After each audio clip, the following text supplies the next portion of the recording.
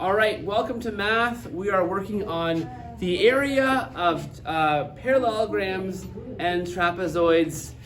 Gentlemen, expelliarmus! That always works.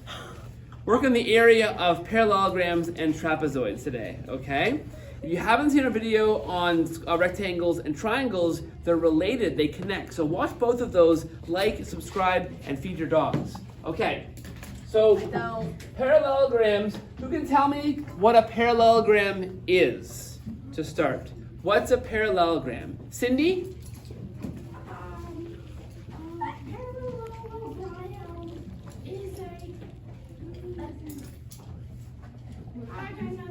Okay, who can help her out? Yeah, Gary. A parallelogram is like something like with the lines that are like tilted, kind of like that. Yeah, tilted lines. Yeah, sure. Tilted lines. They're all the same tilted way, you know. Same tilted way. Yeah. Okay, awesome. So a parallelogram is a shape that has two sets of parallel lines. Okay, so that means that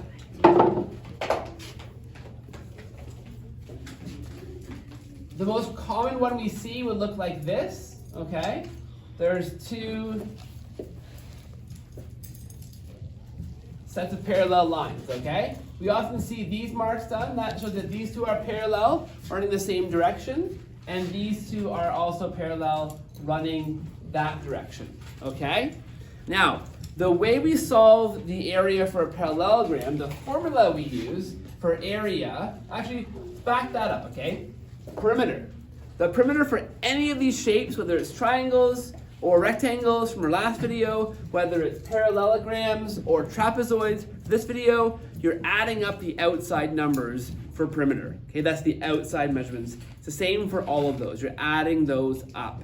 For the area of parallelogram, so area, the formula we use is base times height.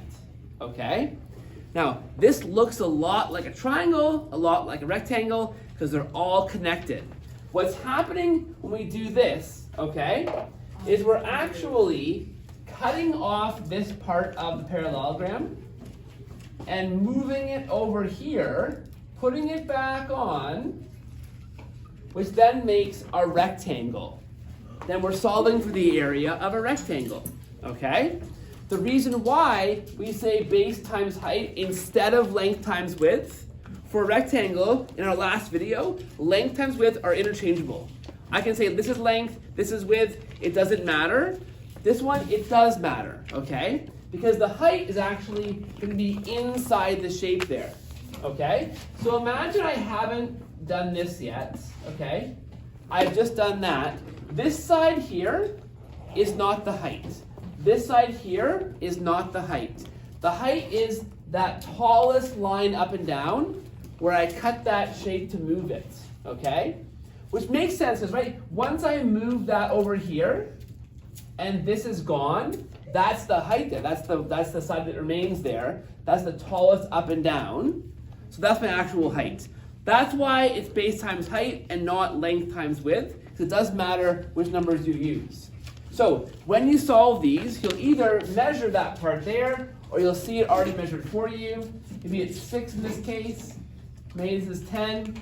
You will see a number here on the outside that you will use for perimeter. You'll add those numbers up for perimeter. But you won't use that number there.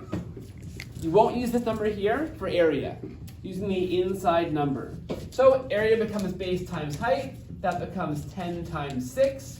Which equals 60, okay? If it's in a unit like centimeters, then it's centimeters squared, because you're counting the actual squares inside that shape, okay? Okay, trapezoids. Who knows what a trapezoid is? Ooh, this is a fun one. They're connected to parallelograms in a particular way. Yes, Robert? A trapezoid is a trapezoid. It's very philosophical. Yes, George not found. Well, I can't read that. Sorry, the name tag is too small. Yes, Billy.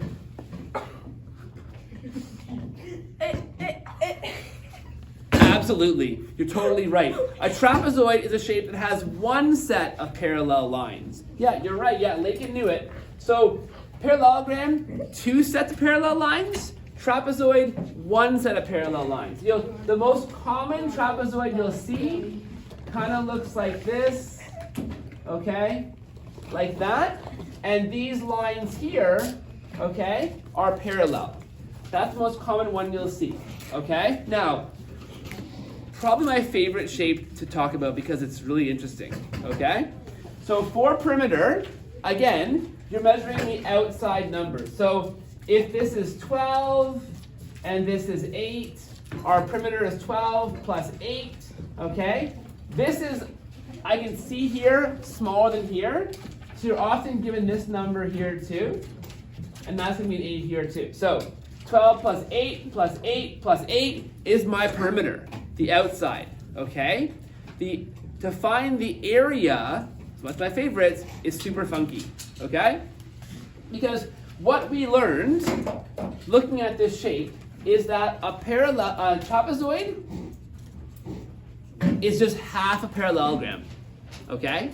No matter how your trapezoid looks, like this or other ways, you can always double it to make a parallelogram, okay? Which is very cool. Now watch, if you see this, okay, I'll try my best. It's kind of tricky to draw, but I'll try my best. Parallelogram, if I take this and I flip it over, so here's the long side here, here's the short side here, and then there's my side like that, okay? Flip that over, and I've made a parallelogram now, okay? This is also 8, okay? What's this? Now I've drawn this actually, yeah, no, I've done fine. This is 12, okay? So what's this? I flipped it over. Solomon? That is also 12, okay? And this is also 8, okay? So, remember, finding perimeter is the outside of the trapezoid, okay? A common mistake would be to do this and then add that up. No. That's not what we're doing here. We're doubling it like this just to find the area, okay? Because now I can use my formula for the area of a parallelogram, which really is just chopping this off here and putting it over here, making it into a rectangle, okay? But I can use this to find this with one little difference, okay? So the area, again, I'll know this right here, okay? That'll be marked out for you for our purposes, okay? So there's the height, okay? The height is 6. But what's my base? Here's the important thing, okay? My base is not just 12. Remember, I'm finding the area of a parallelogram and then cutting it in half because the trapezoid is half the parallelogram. So my height stays the same, my height's 6. My base is actually going to be 12 plus 8, okay? That whole base along here. So what's 12 plus 8? 12 plus 8. Pink? 20, yes, 20, okay? So here's my formula divided by 2, right? Because this is going to be, I want to half it afterwards, okay? Looks kind of like a triangle now, right? 20 times 6, well 2 times 6 is 12, add that 0 back, it's 120, divided by 2 equals 60, okay? Shouldn't surprise us, because, oh no, it's different than actually, it's different, never mind. Yeah, but it's 60, again, if there are units there, it would be units squared, because we're counting the squares in there, okay?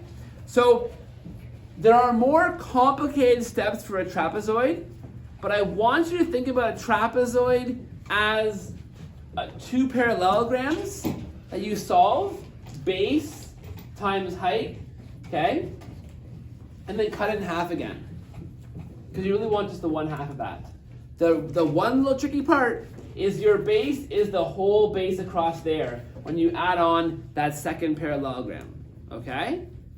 So you gotta start kind of visualizing that, or actually on your page, actually gonna just draw a second one if you want to. Okay? That's helpful too. All right?